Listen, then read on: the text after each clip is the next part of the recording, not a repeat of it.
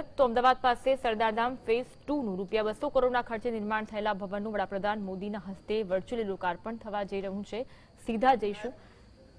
એમ જ સાહેબના વરદ હસ્તે 2500 દીકરીઓ માટે જેમના વરદ હસ્તે ભૂમિપૂજન થવાનું છે, ₹1 ટોકન ઉપર સાહેબ શ્રી આપણે દીકરીઓને રહેવાનું, જમવાનું, તાલીમ અને માર્ગદર્શન આપવાના છીએ।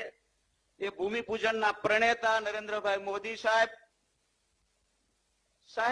આજના કાર્યક્રમમાં ઉપસ્થિત ગુજરાતના લોકલાડીલા મુખ્યમંત્રી વિજયભાઈ, કેન્દ્રીય મંત્રી શ્રી રૂપાલા સાહેબ, મનસુખભાઈ, નીતિનભાઈ,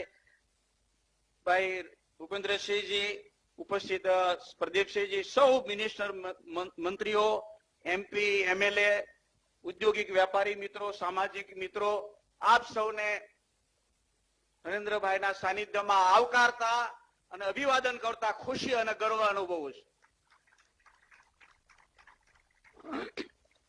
સાહેબ, હું 17 વર્ષનો હતો ને ત્યારે હિમાલય જતો રહેલો महाभारत वांचीने, तो हिमालय से हमारा कुछ नाता रह गया है। 2012 में मारी पास संकल्प कर्यो तो कि समाज निर्माण थी राष्ट्र निर्माण माटे અને યુવા શક્તિના સર્વાંગી વિકાસ માટે અમે 7 મિત્રોએ સંકલ્પ કર્યો હતો કે સરદાર ધામ સરકાર સાથે ઉદ્યોગપતિઓ તાલ મિલાવીને યુવા શક્તિના સર્વાંગી વિકાસ માટે કામ કરશે। એ 2014 માં ભૂમિપૂજન થયું અને એના લક્ષ્ય બિંદુઓ નક્કી કરવામાં આવ્યા। લક્ષ્ય બિંદુઓ અંતર્ગત પહેલું સોપાન 200 કરોડના લોકાર્પણનું આજે આપણે આ સાકાર કરી રહ્યા છીએ PM સાહેબના વરદ હસ્તે। પહેલું લક્ષ્ય છે 1000 કરોડના ખર્ચે 10,000 દીકરીઓ માટે રહેવાનું, જમવાનું, તાલીમ ને માર્ગદર્શન પૂરું પાડવું। બીજું લક્ષ્ય છે 10,000 દીકરીઓને સમાજની, દેશની ઠીક રીતે સેવા કરવા માટે વહીવટી તંત્રમાં મોકલવાના। ત્રીજું લક્ષ્ય છે 10,000 પહેલી હરોળના બિઝનેસમેનોને એકત્રિત સંગઠિત કરી અને સમાજની, દેશની અંદર કમી છે એના માટે ઉપયોગી થવાનો નમ્ર પ્રયાસ કરવો। અને ચોથું લક્ષ્ય છે ગ્લોબલ પાટીદાર બિઝનેસ સમિટ, જે સરકાર શ્રી નરેન્દ્રભાઈએ જે શરૂઆત કરેલી વાઇબ્રન્ટની, એમાંથી પ્રેરણા લઈને ગ્લોબલ પાટીદાર બિઝનેસ સમિટ 18 માં કરી, 20 માં કરી, 22 માં સુરત ખાતે કરીએ છીએ, 24 માં રાજકોટ ખાતે કરીએ છીએ। જયારે ગ્લોબલ શબ્દ આવે છે ત્યારે આપના આશીર્વાદ સાથે ડંકે કી ચોટ પર અમેરિકામાં ગ્લોબલ સમિટ કરશું આપણે। कहવાનો मतलब ये साहब, हम मानते हैं, जानते हैं, समझते हैं कि सरकार और एनजीओ और इंडस्ट्रियलिस्ट का त्रिवेणी संगम होने से नाते समाज निर्माण से राष्ट्र निर्माण और देश का महानिर्माण हो सकता है। तो अपना आशीर्वाद साथे आप जયારે 200 કરોડના પ્રોજેક્ટનું લોકાર્પણ કરવાના છો અને આપના વરદ હસ્તે 2500 દીકરીઓ માટેની જે વ્યવસ્થા કરવાની છે, સાહેબને હું વિનંતી કરું છું કે આવો સાહેબ, અમને આશીર્વાદ આપો અને અમે પણ આવનારા સમયની અંદર સરકાર સાથે, ઉદ્યોગપતિઓ સાથે તાલ મિલાવીને વધુમાં વધુ કામ કરી શકીએ।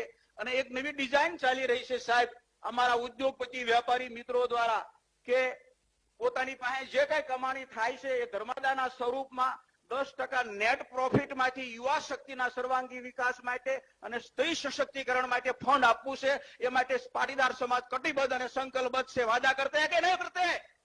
हाथ लगाओ, 2 हाथ लगाओ, वादा करते हैं। तो ये जो लोग वादा करते हैं वो निभाते हैं, वो कहते हैं वो करते हैं, नहीं कहते हैं वो डेफिनेटली करते हैं आपके आशीर्वाद के साथ। तो હું PM સાહેબને વિનંતી કરું છું, આપ આશીર્વાદ આપો અને સરદારધામનું આપના વરદ હસ્તે ઉદ્ઘાટન થાય અને ભૂમિપૂજન આપના વરદ હસ્તે થાય અને આપ આશીર્વાદ આપો કે બાકીના 6,500 દીકરા દીકરીઓના આગામી સમયમાં છાત્રાલય બનાવવાનું છે, એ પણ જલ્દી અમે આગળ વધી શકીએ। સરકારનો પણ સારો રોલ રહેલો છે। ગુજરાત સરકારે 30% ઓછી જગ્યા કાપીને 60 કરોડની જગ્યા પાટીદાર સમાજને ભેટ આપી છે। એ માટે પણ સાહેબ આપના આશીર્વાદ સાથે અમે અભિનંદન આપને પાઠવીએ છીએ। તો સરકાર ખૂબ સારા કામમાં ઉપયોગી થઈ રહી છે, એ માટે પણ અભિનંદન આપ્યું છે રૂપાણી સાહેબની સરકારને। ધન્યવાદ, આભાર। જય સરદાર, જય Hind, Vande Mataram. Thank you sir. ગગજીભાઈને પણ આપણે ખરેખર સ્ટેન્ડિંગ ઓવેશન આપવું જોઈએ। જબરદસ્ત, જોરદાર એમને આ સરદાર ધામ માટે સેવાનો ભેખ ધારણ કર્યો છે। હવે વિનંતી કરીએ સરદાર ધામના સ્થાપક ટ્રસ્ટી અને ગુજરાત રાજ્યના નાયબ મુખ્યમંત્રી શ્રી નીતિનભાઈ પટેલને પ્રાસંગિક રિમાર્ક્સ આપવા માટે.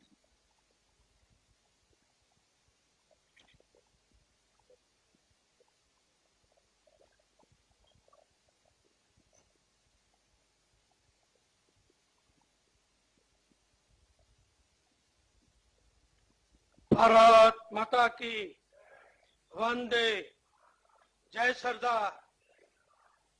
આજે આપણે ગુજરાતના સર્વ નાગરિકોને આનંદ છે કે આજે આપણે જે કામ કરવા તરફ આગળ વધી રહ્યા છીએ એ કામ જેમનું સ્વપ્ન છે, દેશની એકતા, દેશની અખંડિતતા, દેશનું ગૌરવ, સન્માન અને સમૃદ્ધિ વધારવા માટે રાત દિવસ જેવો સતત કાર્યશીલ રહીને દેશના કરોડો નાગરિકોને પ્રેરણા અને પ્રોત્સાહન આપી રહ્યા છે એવા આપણા માનનીય વડાપ્રધાન શ્રી નરેન્દ્રભાઈ મોદીજી આજે આપણને સૌને સંસ્થાને આશીર્વાદ આપવા માટે, શુભેચ્છા પાઠવવા માટે અને આપણા કામને મદદરૂપ થવા માટે વર્ચ્યુઅલી આપણી સાથે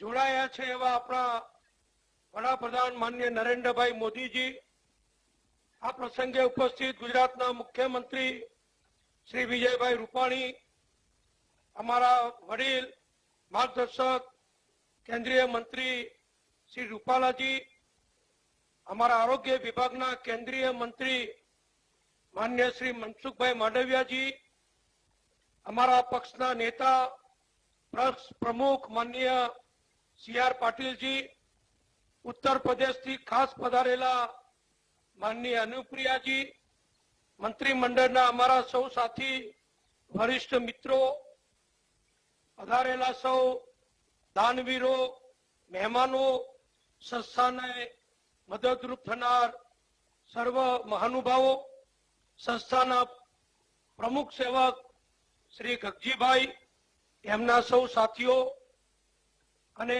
પધારેલા સૌ વડીલો. મોદી સાહેબનું જે સૂત્ર આપણે વારંવાર અમે બધા બોલીએ છીએ, સૌનો સાથ, સૌનો વિકાસ, સૌનો વિશ્વાસ, એ બોલવા ખાતરનું સૂત્ર નથી, પણ આજે આપણે અહીંયા સરદાર ધામના માધ્યમથી અને ચરિતાર્થ થતું જોઈ રહ્યા છીએ. હજારો પ્રસંગે આ સૂત્ર સાર્થક બન્યું છે. સૌનો સાથ હોય તો જ આવડી મોટી સંસ્થાનું નિર્માણ થાય. 200 કરોડ રૂપિયાનો પ્રોજેક્ટ પૂર્ણ થયો અને 200 કરોડ રૂપિયાના પ્રોજેક્ટનું આજે માન્ય વડાપ્રધાનશ્રીના વરદ હસ્તે ખાતમુહૂર્ત છે. આમ 400 કરોડ રૂપિયા તો ફક્ત અમદાવાદના સરદાર પટેલ રિંગ રોડ ઉપરના આ સરદાર ધામની અંદર આપણે આજે સમાજની અને આવનારી પેઢીની પ્રગતિ માટે આપણે ઉપયોગ કરી રહ્યા છીએ.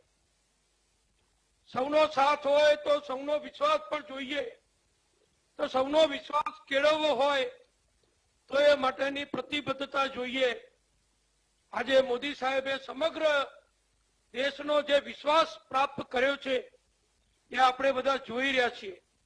એમાં સંસ્થાએ પણ, ટ્રસ્ટીઓએ, હોદ્દેદારોએ, કાર્યકરોએ, કર્મચારી ભાઈ બહેનોએ સમાજનો વિશ્વાસ પ્રાપ્ત કર્યો છે.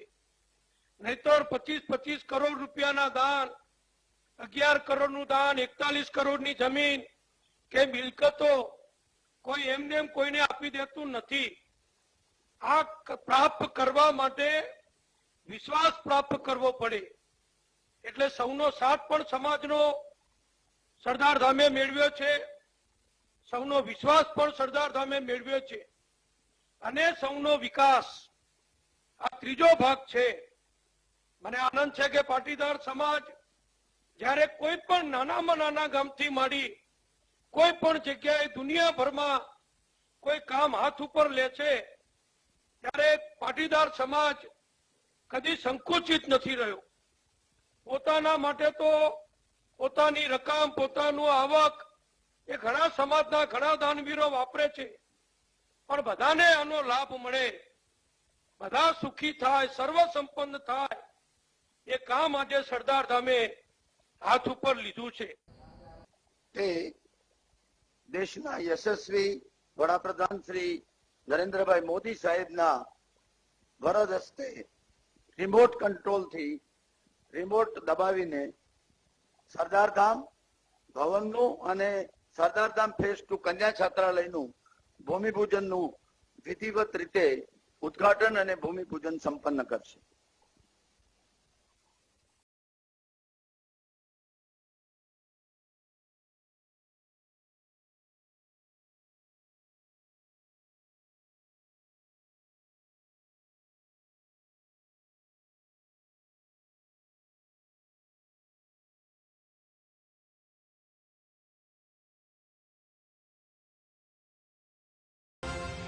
જ્યારે એક વિઝન वास्तविकता तरफ आगे बढ़े तो हमें सांस खाने का समय नहीं है, आराम लेने का समय नहीं है, सोचने का समय नहीं है कि हमारी उम्र कितनी है न है.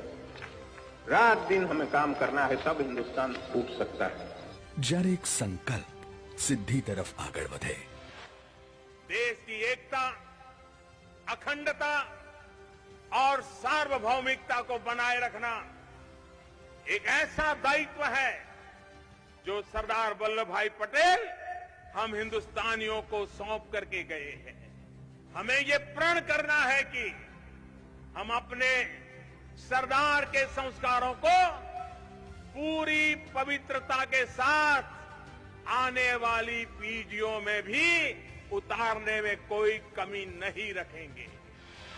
જ્યારે સમાજ નિર્માણથી રાષ્ટ્ર નિર્માણનો આદર્શ આકાર લે, ત્યારે લક્ષ્યોની સાથે પરિસર પણ એટલું જ વિશાળ હોય છે, જેનું ઉત્તમ ઉદાહરણ છે સરદાર ધામ. સમાજ નિર્માણથી રાષ્ટ્ર નિર્માણનો સંકલ્પ. ₹200 કરોડના અંદાજિત ખર્ચ પર બનેલું આ વિશાળ બિલ્ડિંગ દીકરીઓને બનાવશે આત્મનિર્ભર અને દીકરાઓને દોરી જશે ઉજ્જવળ ભવિષ્ય તરફ. અહીંયા આંગળીના ટેરવે હશે દુનિયાભરનું જ્ઞાન અને પુસ્તકો બનશે સાચા રાહબર. ઉપરાંત સરદાર ધામમાં દરેક દીકરી માટે તમામ સુવિધાઓ ઉપલબ્ધ છે વિના મૂલ્યે. અહીંયા યુવા શક્તિના માર્ગદર્શન માટેની સુવિધા પણ છે, એ પણ સરદાર સાહેબના સાનિધ્યમાં. કારણ કે જ્યારે લક્ષ્યો વિશાળ હોય, દ્રષ્ટિકોણ વિરાટ હોય, ત્યાં સંકલ્પને સિદ્ધિમાં પરિવર્તિત થતા બહુ વાર નથી લાગતી સાહેબ. એટલે જ તો જુઓ ને, 4 ઝોનમાં થઈ રહ્યું છે છાત્રાલયો અને ઇન્સ્ટિટ્યૂટનું નિર્માણ. સરદાર ધામ અંતર્ગત યુપીએસસીની શ્રેષ્ઠ કક્ષાની તાલીમ મળી રહે તે માટે ભુજ તેમજ દિલ્હી ખાતે ટ્રેનિંગ ઇન્સ્ટિટ્યૂટની સુવિધાનું શ્રેષ્ઠ આયોજન થયું છે, જે ખોલશે આવનારી પેઢી માટે સિવિલ સર્વિસીસમાં જવાનો ન્યૂ વે અને યંગ ઓન્ટરપ્રિનર માટે સફળતાનો નવો હાઈવે. વિશ્વ કક્ષાએ સફળ થયેલા ઉદ્યોગપતિઓ બનશે રોલ મોડેલ અને રાષ્ટ્રપ્રેમની રાહ ચીંધશે યુવા તેજ અને તેજસ્વીની સંગઠન, જે બનશે બેસ્ટ ઇન્સ્પિરેશન ન્યૂ ઇન્ડિયા માટે, ન્યૂ ગુજરાત માટે. સર્વ સમાજને સાથે લઈને સમાજ નિર્માણથી રાષ્ટ્ર નિર્માણ કરવા માટે સંકલ્પબદ્ધ છે સરદાર ધામ.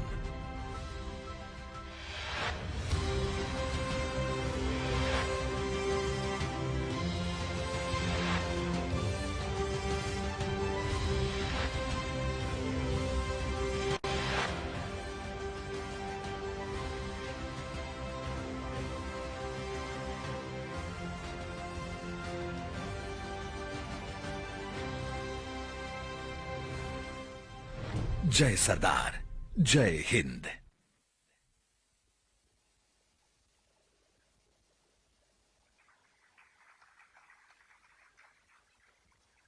ખૂબ ખૂબ આભાર આપનો સાહેબ. હવે આપના પ્રેરક ઉદ્બોધન માટે વિનંતી કરીએ છીએ.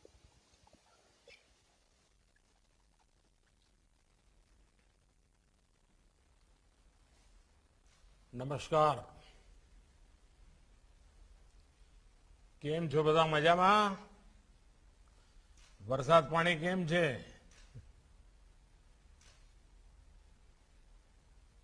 कार्यक्रम में हमारे साथ उपस्थित गुजरात के मुख्यमंत्री श्रीमान विजय भाई रूपाणी जी, उप मुख्यमंत्री श्री नितिन भाई, केंद्र में मंत्रिपरिषद के मेरे साथी श्री पुरुषोत्तम रूपाला जी, श्री मनसुख भाई मांडविया जी, बहन अनुप्रिया पटेल जी, लोकसभा में संसद में मेरे साथी और गुजरात प्रदेश भारतीय जनता पार्टी के अध्यक्ष श्रीमान CR पाटिल जी, गुजरात सरकार के सभी मंत्रीगण, यहां उपस्थित सभी सहयोगी सांसद साथी, गुजरात के विधायकगण, सरदार धाम के सभी ट्रस्टी, मेरे मित्र भाई श्री गागजी भाई, ट्रस्ट के सभी सम्मानित सदस्यगण, इस पवित्र कार्य को आगे बढ़ाने में अपने यहां योगदान देने वाले सभी साथी भाई और बहनों, किसी भी शुभ काम से पहले हमारे यहां गणेश पूजन की परंपरा है और सौभाग्य से सरदार धाम भवन का श्री गणेश ही गणेश पूजन के पवित्र त्योहार के अवसर पर हो रहा है। कल श्री गणेश चतुर्थी थी और अभी पूरा देश गणेशोत्सव मना रहा है। मैं आप सभी को गणेश चतुर्थी की और गणेशोत्सव की हार्दिक बधाई देता हूं। आज ऋषि पंचमी भी है। भारत तो ऋषि परंपरा का देश है। ऋषियों के ज्ञान, विज्ञान और दर्शन से हमारी पहचान रही है। हम उस विरासत को आगे बढ़ाएं। हमारे वैज्ञानिक, हमारे चिंतक पूरी मानवता का मार्गदर्शन करें। इसी भावना में हम पले बढ़े हैं। इसी भावना के साथ ऋषि पंचमी की भी आपको हार्दिक शुभकामनाएं। ऋषि मुनियों की परंपरा हमें बेहतर मनुष्य बनने की ऊर्जा देती है। इसी भावना के साथ पर्युषण पर्व के बाद जैन परंपरा में हम क्षमावाणी दिवस मनाते हैं, मिच्छामि दुक्कड़म करते हैं। मेरी तरफ से भी आपको, देश के सभी नागरिकों को मिच्छामि दुक्कड़म। ये ऐसा पर्व है, ऐसी परंपरा है, अपनी गलतियों को स्वीकार करना, उनका शोधन करना और बेहतर करने का संकल्प लेना, ये हमारे जीवन का हिस्सा होना चाहिए। मैं सभी देशवासियों को और सभी भाइयों बहनों को इस पवित्र पर्व की भी अनेक अनेक शुभकामनाएं देता हूं और भगवान महावीर के श्री चरणों में नमन करता हूं। मैं हमारे प्रेरणा स्रोत लौह पुरुष सरदार साहब के चरणों में भी प्रणाम करता हूं, उन्हें अपनी श्रद्धांजलि अर्पित करता हूं। मैं सरदार धाम ट्रस्ट से जुड़े सभी सदस्यों को भी बधाई देता हूं, जिन्होंने अपने समर्पण से सेवा के इस अद्भुत प्रकल्प को आकार दिया है।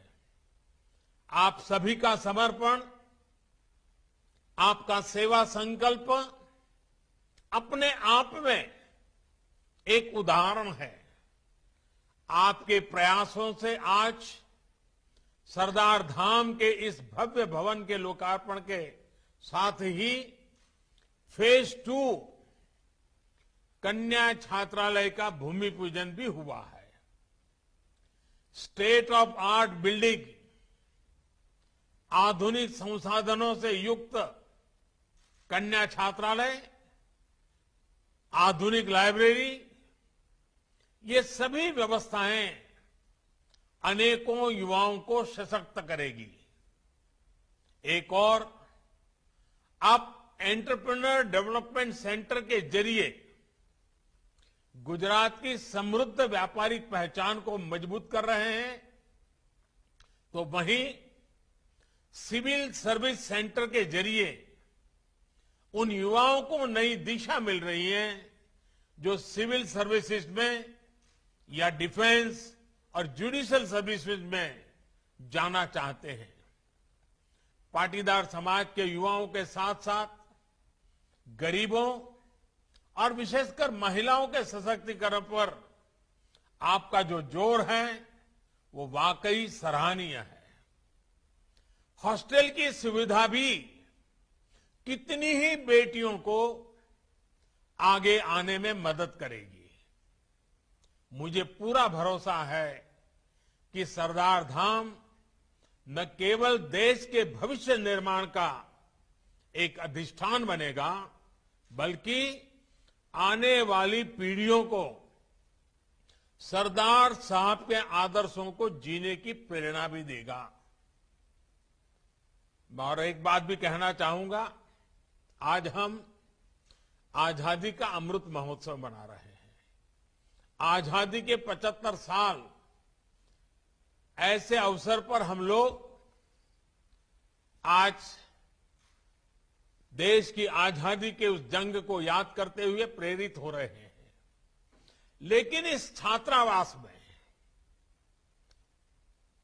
जो बेटे बेटियां पढ़ने वाली हैं और आज जो 18, 20, 25 साल की उम्र के हमारे नौजवान हैं, 2047 2047 जब देश की आजादी के 100 साल होंगे, तब ये सारे लोग देश की निर्णायक भूमिका में होंगे।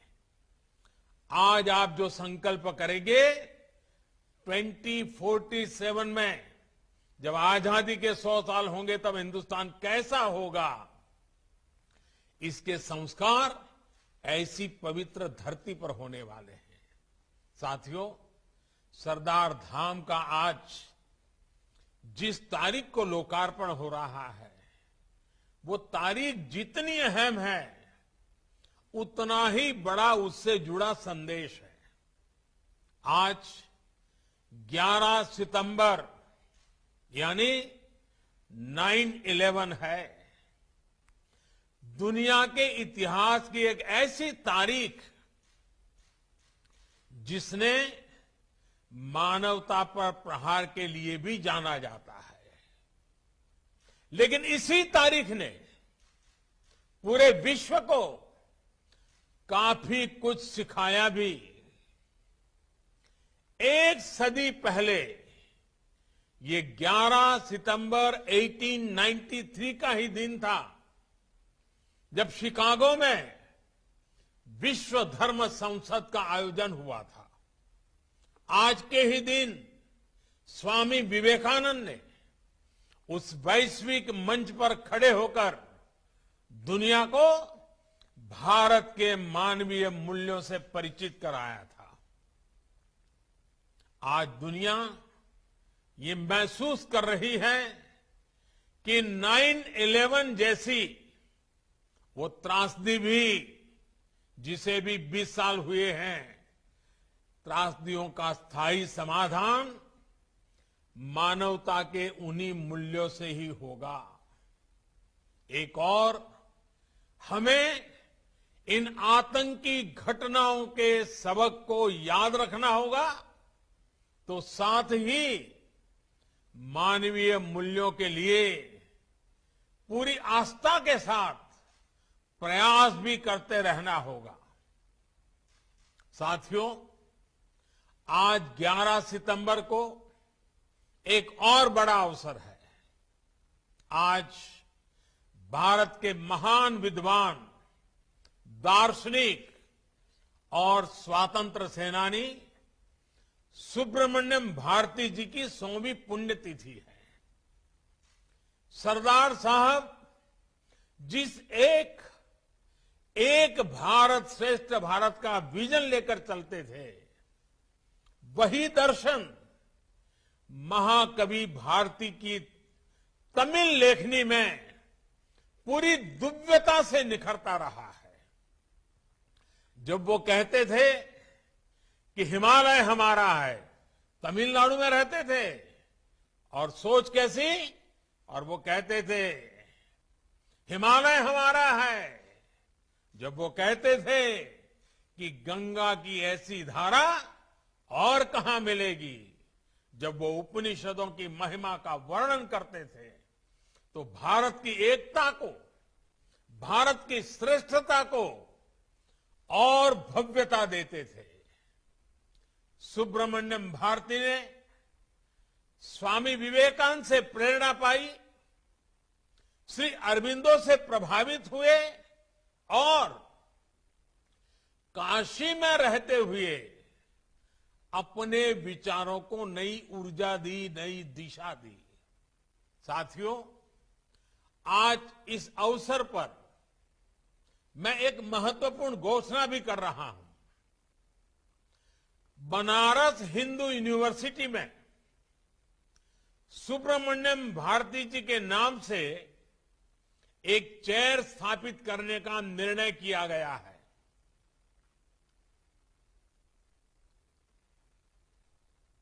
तमिल स्टडीज, तमिल भाषा समृद्ध भाषा है, विश्व की सबसे पुरातन भाषा है, और हम सभी हिंदुस्तानियों के लिए गर्व की बात है।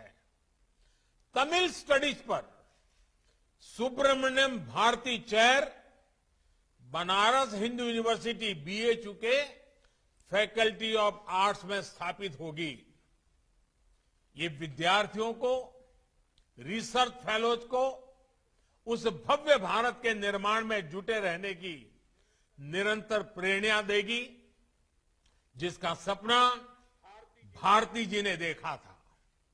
साथियों, सुब्रमण्यम भारती जी हमेशा भारत की एकता पर, मानव मात्र की एकता पर विशेष बल देते थे।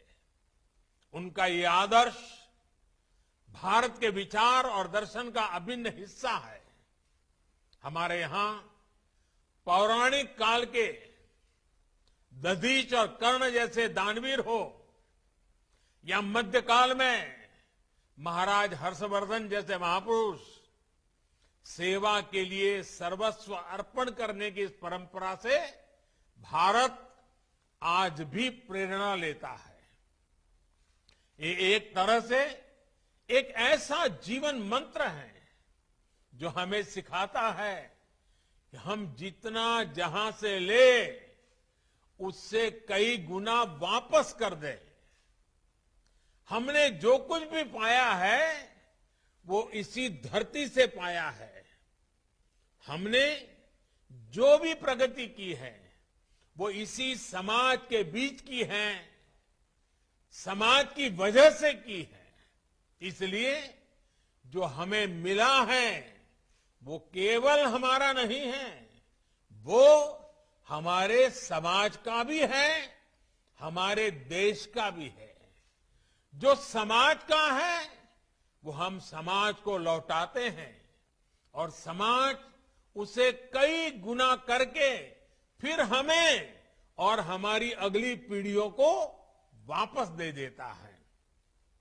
एक ऐसा ऊर्जा चक्र है, ऐसा एनर्जी साइकिल है जो हर एक प्रयास के साथ तेज होता जाता है।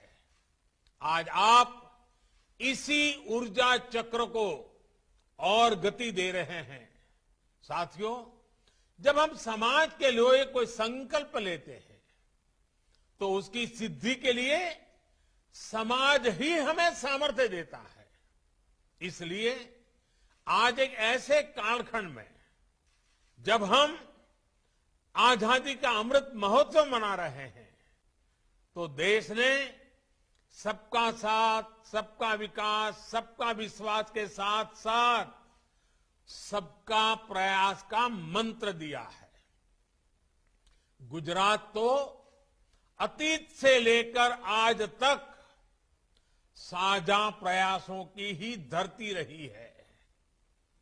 आजादी की लड़ाई में गांधी जी ने यहीं से दांडी यात्रा की शुरुआत की थी, तो आज भी आजादी के लिए देश के एकजुट प्रयासों का वो प्रतीक है, प्रेरणा है। इसी तरह खेड़ा आंदोलन में सरदार पटेल के नेतृत्व में किसान, नौजवान, गरीब एकजुटता ने अंग्रेजी हुकूमत को झुकने पर मजबूर कर दिया था। वो प्रेरणा, वो ऊर्जा आज भी गुजरात की धरती पर सरदार साहब की गगनचुंबी प्रतिमा स्टैच्यू ऑफ यूनिटी के रूप में हमारे सामने खड़ी है।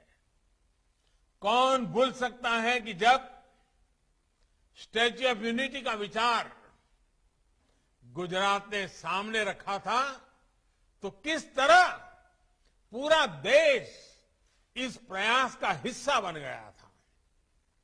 तब देश के कोने कोने से किसानों ने लोहा भेजा था। ये प्रतिमा आज पूरे देश की एकजुटता की, एकजुट प्रयासों की एक प्रेरणा स्थली है, प्रतीक है।